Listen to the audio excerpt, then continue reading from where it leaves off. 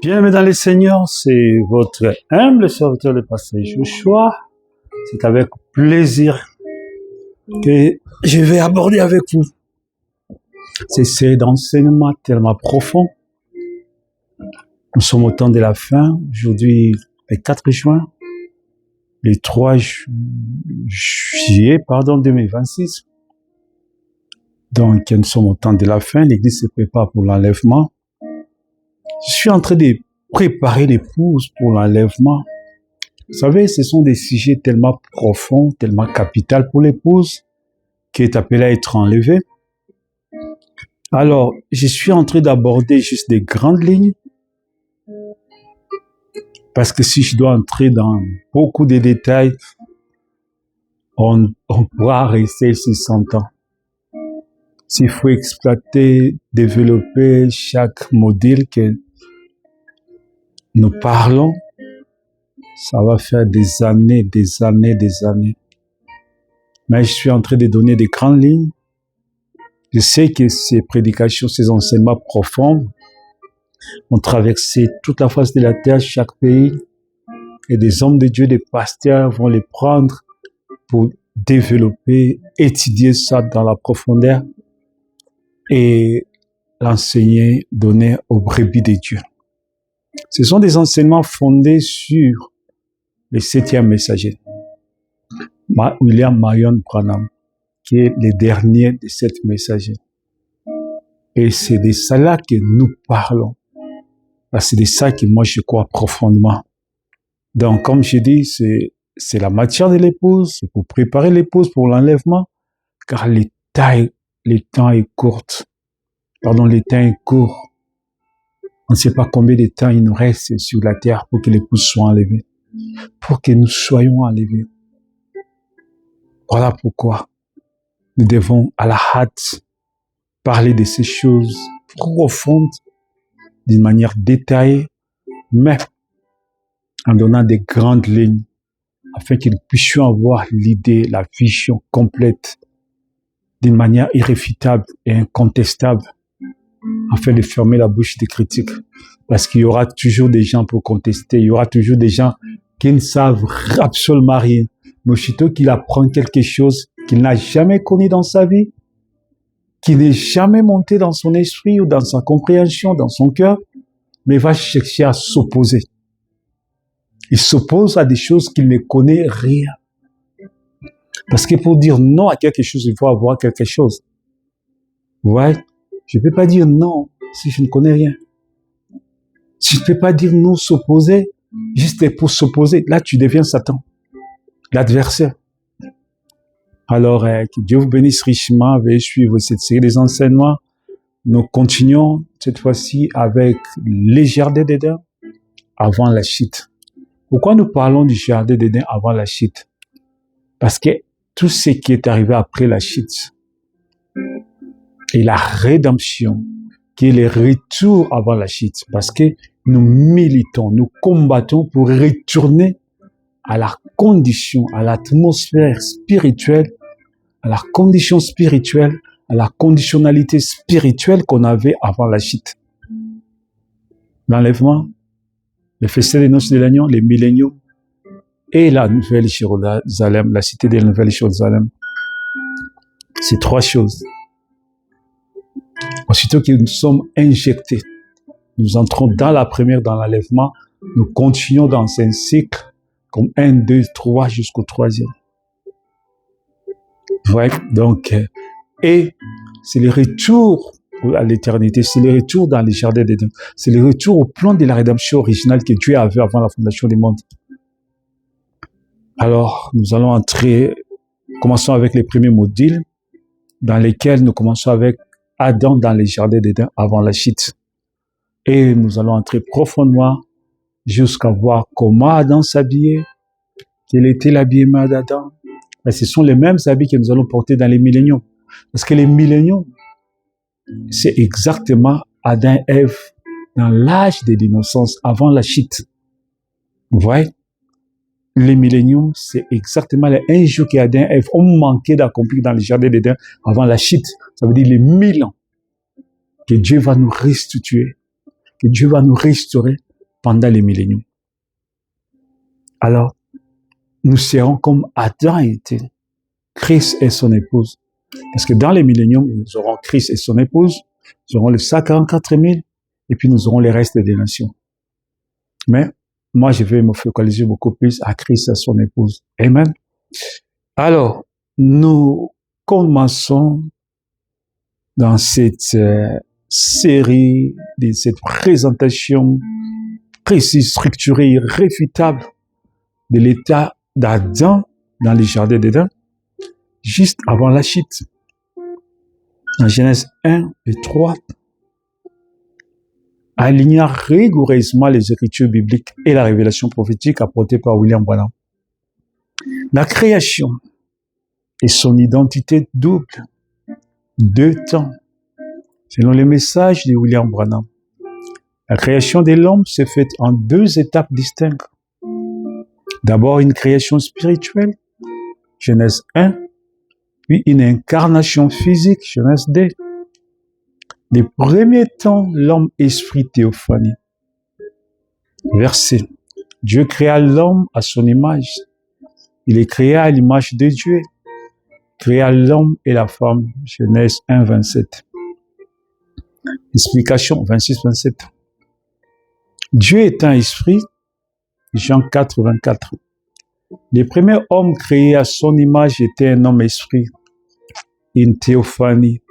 Dans cet état initial, Adam était à la fois mâle et femelle, androgène, contenant déjà Ève, habité, existait dans Adam, en lui sous forme d'esprit.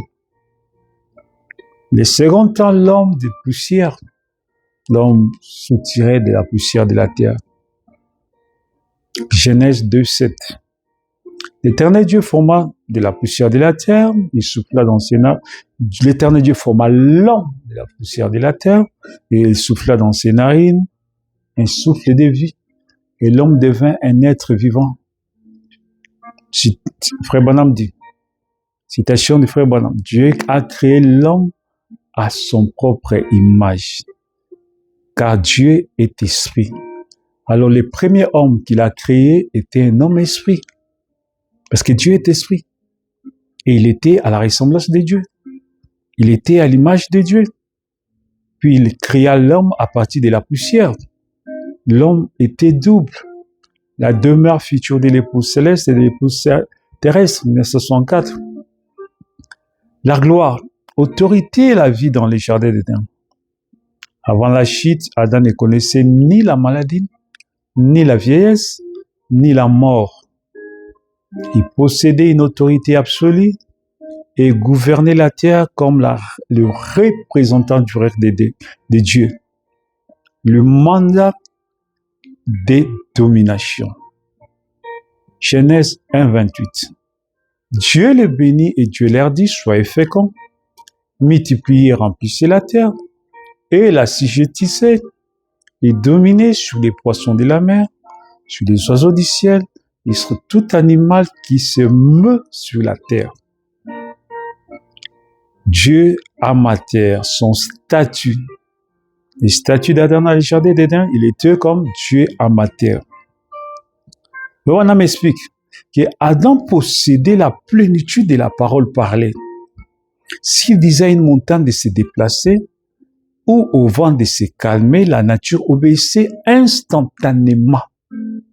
Il marchait dans une communion parfaite et n'avait pas besoin de travailler à la sueur de son front. Citation des frères Branham dans l'âge de l'église de Smyrne de 1960. Adam il a hérité de la terre. Il était comme un Dieu, amateur sur la terre. La terre était à lui, tout avait été remis entre ses mains. Il pouvait en faire ce qu'il voulait. Adoption, écoutez-les. Il nommait les choses, il les appelait et faisait tout ce qu'il voulait. Il était véritablement un fils de Dieu. L'arrivée d'Ève et la vie conjugale avant la chute. Frère Branham dit, la création d'Ève était un mystère capital. Elle n'a pas été créée comme des femelles, 2 animaux. mais elle a été tirée du flanc d'Adam. Elle a été tirée des côtes d'Adam. La séparation du mâle et de la femelle. Genèse 2, 22, 23. L'Éternel Dieu forma une forme de la côte qu'il avait prise de l'homme, et il l'amena vers l'homme, et l'homme dit, voici, cette fois-ci, celle qui est os de mes os, chair de ma chair. La nature de leur union initiale. Avant que le péché n'entre dans les jardins d'Éden, ça veut dire avant la chute, l'union d'Adam et Ève était purement spirituelle. Sainte. Maintenant, on souligne qu'il n'y avait aucune connaissance charnelle et sexuelle ou sexuelle entre eux. À ce moment-là, ils devaient se multiplier par la puissance créatrice de Dieu, de la parole, et non par le biais de l'acte sexuel qui a été introduit par la séduction du serpent. Le péché original de 1958, citation de Frère Branham. Avant qu'Adam ait eu une connaissance charnelle avec Ève, le serpent a eu une connaissance avec Ève avant Adam. Celui-ci qui est né de cela, c'était Caïn. Avant que Adam touche sa femme, elle était déjà enceinte par le serpent. Synthèse irréfutable juste avant la chute. Pour récapituler l'état d'Adam et Ève, juste avant le drame du jardin d'Éden, Genèse 3, pureté totale. Il marchait nu, sans avoir honte. Genèse 2, 25. Car ils étaient revêtus de la gloire de Shekinah, un vêtement de lumière et de la gloire divine. Un vêtement lumineux qui n'est rien d'autre que de la gloire divine. Les titres de propriété.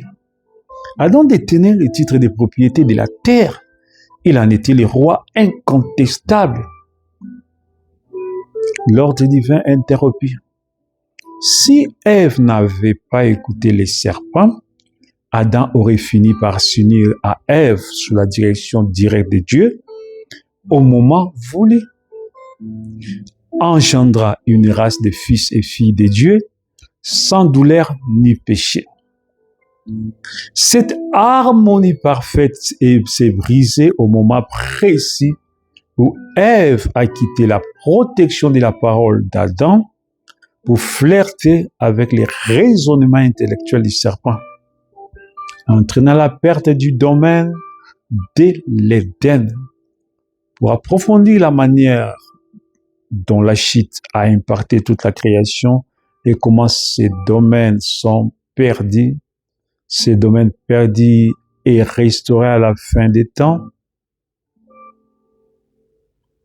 Frère Branham l'explique profondément dans plusieurs prédications.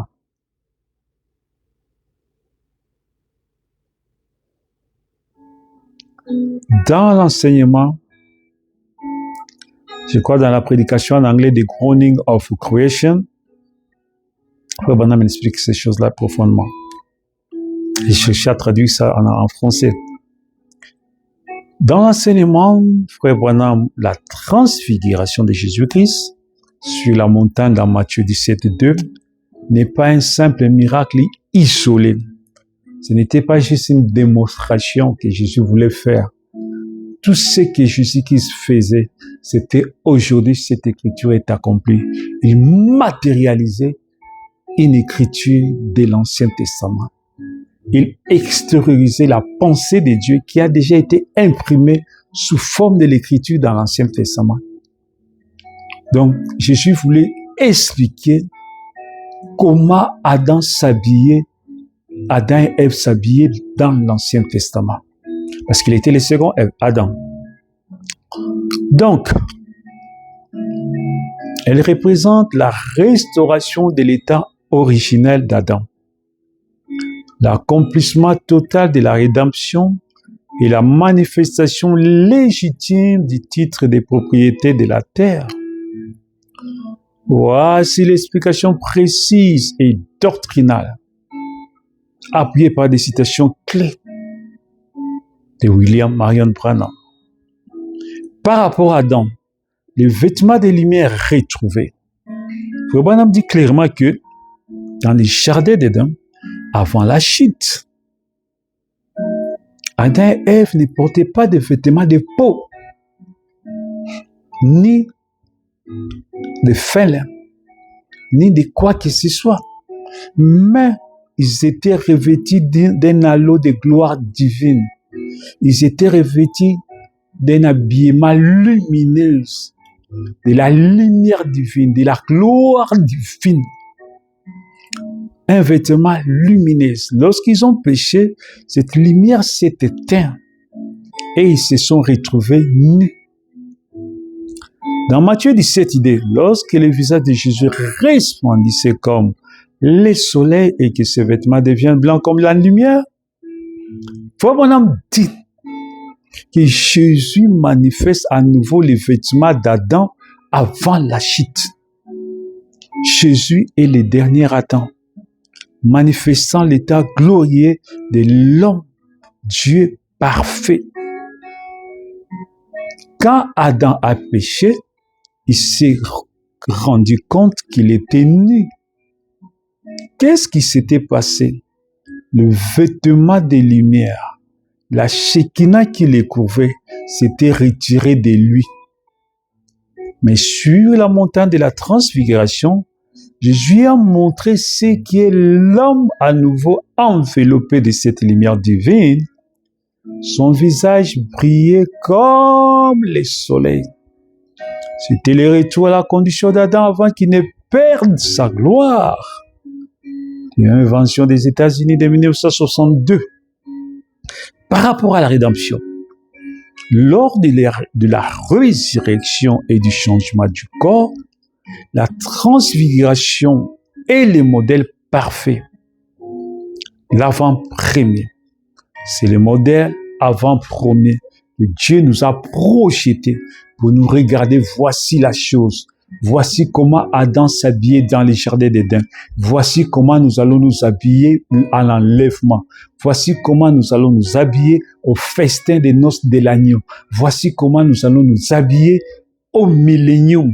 Voici comment nous allons nous habiller à la nouvelle Jérusalem. Amen. Donc, Jésus rassemble les trois éléments de la rédemption finale des croyants. Jésus transfiguré représente Christ et son épouse glorifiée. Moïse représente les saints morts qui vont ressusciter. Élie représente les saints vivants qui seront transfigurés. Changés, sans passer par la mort lors de l'enlèvement. Frère Branham dit clairement, de manière irréfutable, que la rédemption ne sauve pas seulement l'âme, ne s'arrête pas seulement au niveau de l'âme. Ce n'est pas seulement le salut de l'âme, non, ça va plus loin que ça. Mais elle rachète, ça veut dire la rédemption rachète le corps physique pour ramener ce corps physique à l'état de la transfiguration qui est l'état du corps glorifié. Le même corps Jésus-Christ avait après sa résurrection. Le corps de la résurrection. Le corps ressuscité. Frère Branham dit, première saut. Sur la montagne de la transfiguration, qu'a-t-il fait? Il a montré la rédemption en miniature. Il y avait Moïse représentant ceux qui sont morts et ceux qui ressusciteront. Mais il y avait aussi Élie représentant ceux qui seront transfigurés et enlevés sans voir la mort. Et Jésus s'est tenu là, glorifié au milieu d'eux. C'est cela, le produit fini de la rédemption. Par rapport au titre des propriétaires, la revendication du roi de la gloire, c'est ici le point culminant lié à la série de prédications sur les 700 de 1963. En Éden, Adam possédait les titres des propriétés abstraites de la terre, l'autorité suprême sur la création, mais en chutant, il a perdu ces titres qui est retourné entre les mains du propriétaire original, Dieu Tout-Puissant. Satan est devenu le Dieu de ce monde, régnant par l'usurpation. Sur la montagne de la transfiguration, Dieu le Père déclare au-dessus de Jésus enveloppé de gloire, « Celui-ci est mon Fils bien-aimé, écoutez-le. » Matthieu 17, 5. Par cette voie, Dieu présente officiellement le parent rédempteur, le Goël, qui est qualifié pour reprendre les titres de propriété.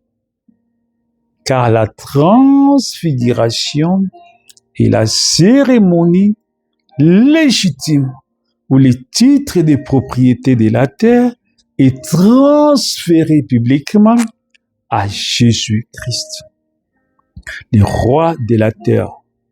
Démeta Satan de ses fonctions. Amen. Citation de Frère Branham. La brèche entre les 7 âges de l'Église et les 7 sceaux de 1963. Les titres de propriété appartenaient à Adam et il a perdu. Mais qu'est-ce que Dieu a fait sur la montagne de transfiguration? Il a mis à part son Fils, il a changé son vêtement et sa gloire est apparue. Et Dieu a dit, celui-ci est mon Fils, écoutez-le. Qu'était-ce? Dieu lui transférait toute l'autorité. Les titres de propriété lui appartiennent désormais.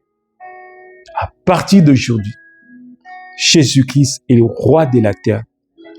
Dieu lui a remis le titre de propriété. Il est le parent rédempteur qui revient réclamer son héritage légitime. En conclusion, l'équation théologique irréfutable pour cette présentation, nous pouvons structurer la démonstration sous cette forme logique et incontestable.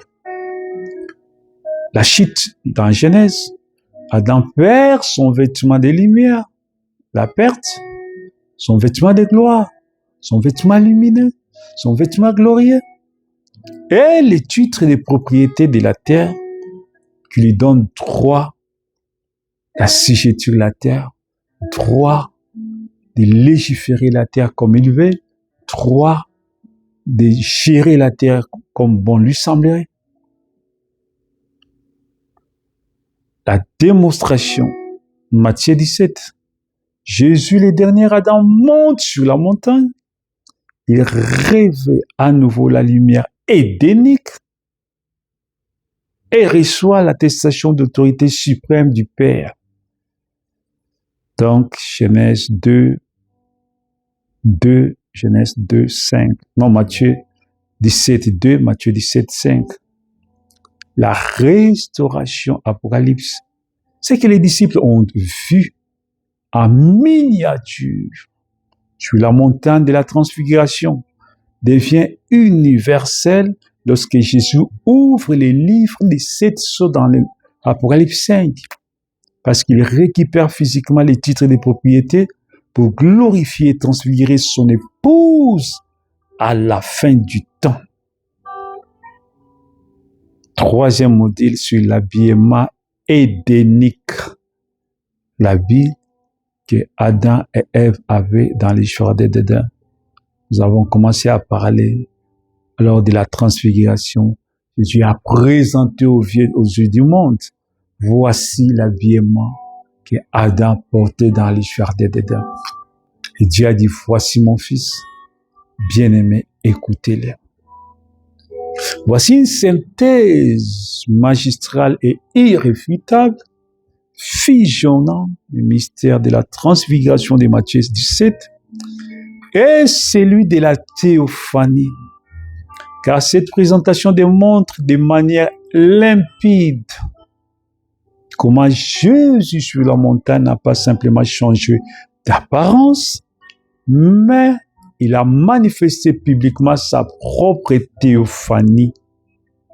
Les corps parole, les corps Saint-Esprit, révélant ainsi l'état originel d'Adam et les produits finaux de la rédemption. Les fondements.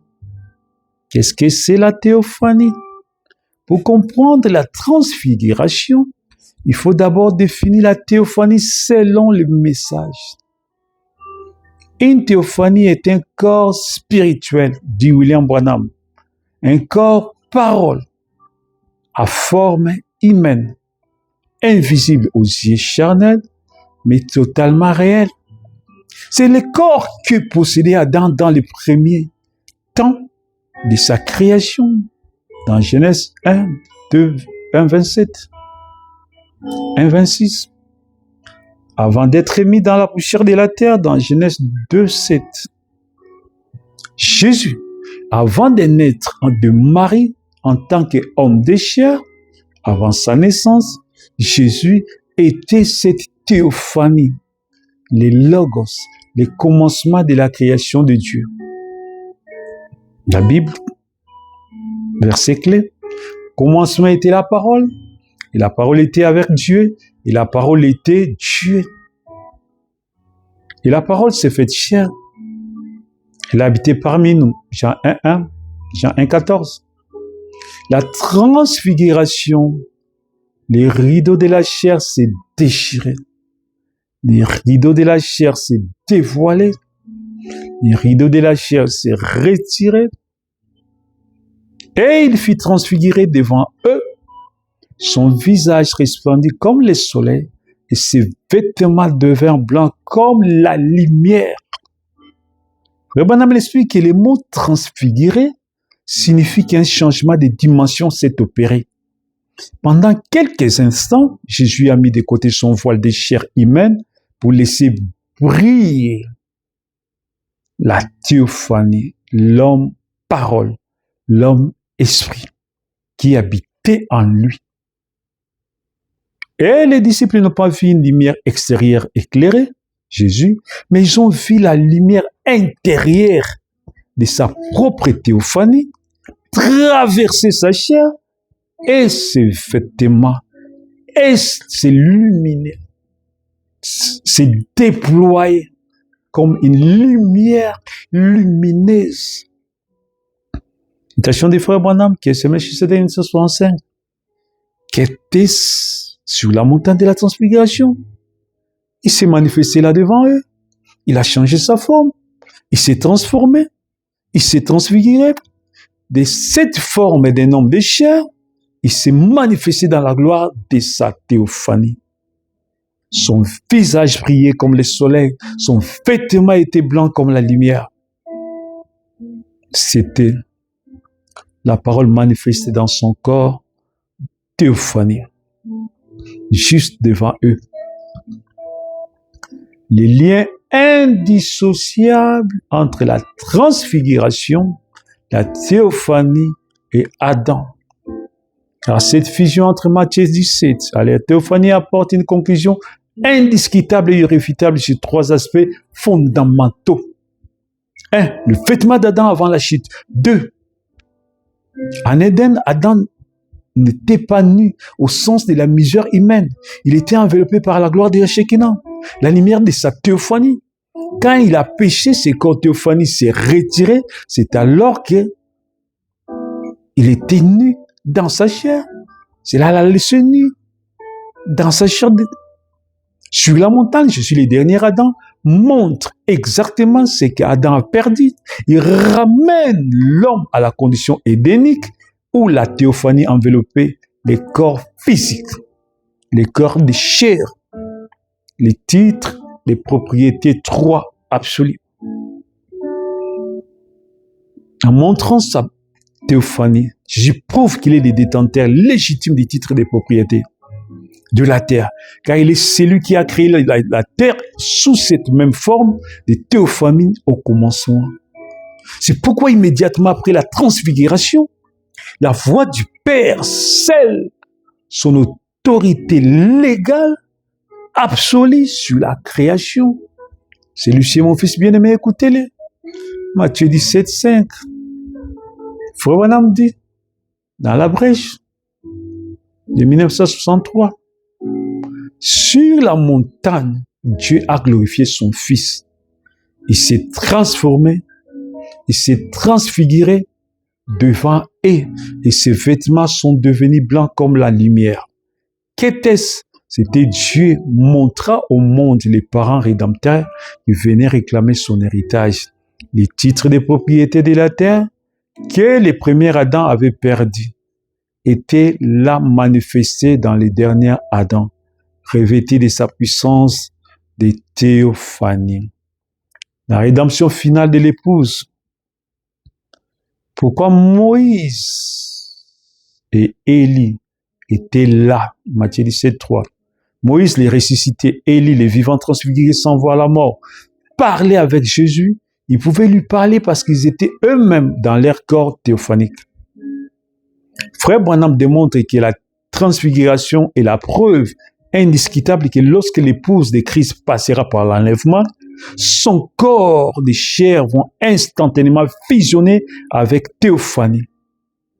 Nos corps, paroles, pour devenir exactement comme les corps glorieux de Jésus sur la terre. Citation des frères Branham, de Kies Melchisedec de 1965. Si nous quittons cette tente terrestre, nous en avons déjà une qui nous attend, c'est la théophanie.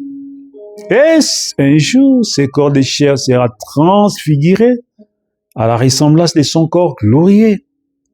C'est ce qui a prouvé sur la montagne. C'est la rédemption complète. La chair et l'esprit réunis dans la gloire. Synthèse logique pour cette présentation. Genèse. L'homme est créé esprit théophanie. Puis il est incarné et il perd sa gloire par la chute. Dans Matthieu 17, Jésus-Christ déchire les voiles de la chair et manifeste à nouveau cette théophanie, ses corps paroles originales. Apocalypse, lors de la rédemption, le titre des propriétés est récupéré par le Christ et transfiguré pour garantir que chaque croyant recevra à son tour son corps de théophanie, de la résurrection et du changement des corps. Nous continuons toujours cette modèle de transfiguration et théophanie. Voici l'alignement théologique et absolu, définitif et irréfutable, fusionnant Exode 34, 33, 35, les visages de Moïse rayonnants et voilés, et Matthieu 17 idée, la transfiguration de Jésus-Christ. Dans la révélation du message, Frère Branham dit clairement que ces deux événements forment une seule et même équation. Les mystères du voile de Dieu voilé, c'est découvrant pour manifester la rédemption complète. Les parallèles prophétiques, la gloire réfléchie et la gloire inhérente. La gloire réfléchie et la gloire inhérente. Pour bâtir une présentation indiscutable, il faut comprendre la différence fondamentale des natures entre la gloire de Moïse et celle de Jésus. Pourquoi le voile intervient dans les deux cas? Dans les deux cas, Moïse, Exode 34, une gloire réfléchie et temporaire. Moïse est monté sur la montagne de Sinaï et en entrant dans la présence de la théophanie, la colonne de feu, son visage de chair a absorbé la lumière divine, comme la lumière reflète le soleil, la lune reflète le soleil. Lorsqu'il absorbe la lumière divine, lorsqu'il redescend, la peau de son visage rayonne tellement que le peuple a eu peur de Moïse. Moïse était obligé de mettre un voile pour cacher cette gloire déclinante, cette gloire passagère. Jésus, Matthieu 17. Mais la gloire inhérente du Créateur. Sur la montagne de la transfiguration, Jésus ne reflétait pas seulement une lumière extérieure, mais la lumière vient de l'intérieur de Jésus. Sa chair humaine était le voile, le temple qui cachait la théophanie divine sur la montagne. Jésus repoussait ses voiles de chair et laissait éclater sa propre gloire originelle d'Adam avant la chute. Citation des frères Branham. Moïse devait mettre un voile sur son visage parce que les peuples ne pouvaient pas supporter de regarder cette gloire manifestée. Mais cette gloire n'était qu'un reflet de ce qu'il avait vu sur la montagne. Elle s'effaçait. Mais quand Jésus est monté sur la montagne, il n'a pas réfléchi la gloire. Il s'est transfiguré, ça veut dire de l'intérieur avec l'extérieur. Il a extériorisé. La gloire est sortie du dedans de lui. C'était sa propre divinité, sa propre théophanie traverser la chair pour s'extérioriser. Dieu dévoilé. The Unveiled God, 1964. La rédemption complète, les déchirements de voile, la fusion d'Exode 34 et de Matthieu 17 dévoilent le cœur même du plan de la rédemption humaine en 3 étapes juridiques et physiques. Les voiles de la chair. William Branham enseigne que les péchés d'Adam et Ève a placé un voile de chair corrompue et mortelle sur l'humanité, nous séparant de notre corps spirituel original, notre théophanie. Dans l'Ancien Testament, Exode 34, l'homme ne pouvait pas supporter la gloire sans voile. Dans le Nouveau Testament, Dieu lui-même s'est voilé dans une chair humaine, Jésus-Christ, pour pouvoir mourir et payer la dette, car la transfiguration est le moment où Jésus montre ce qu'il y a derrière le voile de la chair. Pourquoi Moïse était présent à la transfiguration? C'est le lien le plus puissant de cette présentation, puisque Moïse qui s'est voilé le visage en Exode 34, se tient là, Matthieu 17, sans aucun voile, parlant face à face avec Jésus qui se glorifiait. Pourquoi? Parce que Moïse, étant mort et a quitté son vieux corps de chair, s'était né là, dans son corps théophanique. Les Moïse qui devaient se voiler devant les peuples d'Israël à cause de la faiblesse de leur chair, est maintenant totalement libre, dévoilé, resplendissant dans la même gloire que Jésus. Citation et William Branham, pensez-y, Moïse sur la terre devait voiler son visage, mais sur la montagne de la transfiguration, Moïse et Élie se tenaient là avec lui. Dans quel genre de corps étaient-ils? Ils étaient dans leur théophanie, ils étaient revenus à l'état original. Les voiles avaient été ôtés par la rédemption, c'est pourquoi ils se tenaient dans la présence de la parole transfigurée, sans aucun voile ne soit nécessaire. Que c'est Melchisédek. Les produits finis de la rédemption pour l'épouse, la conclusion de cette fusion est une promesse absolue pour les croyants aujourd'hui, magistralement expliquée par l'apôtre Paul dans 2 Corinthiens 3, qui commente directement Exode 34 et confirmé par les messages de William Branham. Confirmé par les messages de William Branham. Nous tous qui, les visages découverts, contemplons comme dans un miroir la gloire du Seigneur, nous sommes transformés en la même image de gloire en gloire. 2 Corinthiens 3, 18.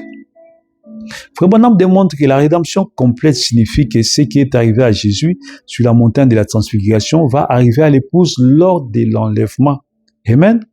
Les voiles de notre chair mortelle, soumise à la maladie, à la vieillesse, va se déchirer et la théophanie, notre corps-parole qui nous attend dans la théophanie céleste, va saturer et transformer notre corps physique. Nous passerons du temps du reflet comme Moïse à la réalité parfaite Jésus. Frère Branham dit, de même que Jésus s'est transfiguré sur la montagne, montrant la gloire qu'Adam avait avant la chute, de même l'épouse va être transfigurée. Ses vêtements de chair vont changer. Ses voiles de corruption sera englouti par l'immortalité. Ce que Moïse a goûté en reflet, ce que les disciples ont vu manifester en Jésus, c'est notre héritage légitime et fondamental par les titres de propriété. Nous serons semblables à lui, car nous le verrons tel qu'il est. Conclusion définitive et structurée pour cette présentation, pour clore cet exposé de manière irréfutable, résumer l'argumentation en 3 jalons historiques. L'Éden, le point de départ, Adam est créé sans voile, revêtu de la gloire de Shekinah. La chute est venue pour éteindre la lumière et imposer les voiles de la chair mortelle. 2. Le Sinaï, la transition. Exode 34.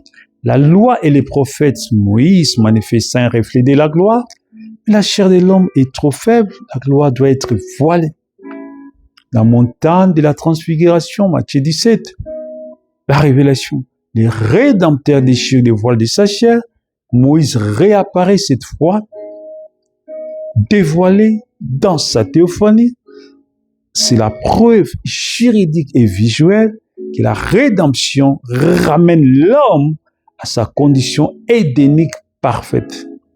Un être immortel, glorieux et souverain. Que Dieu vous bénisse richement. Nous allons continuer avec ce vêtement de lumière, vêtement édénique.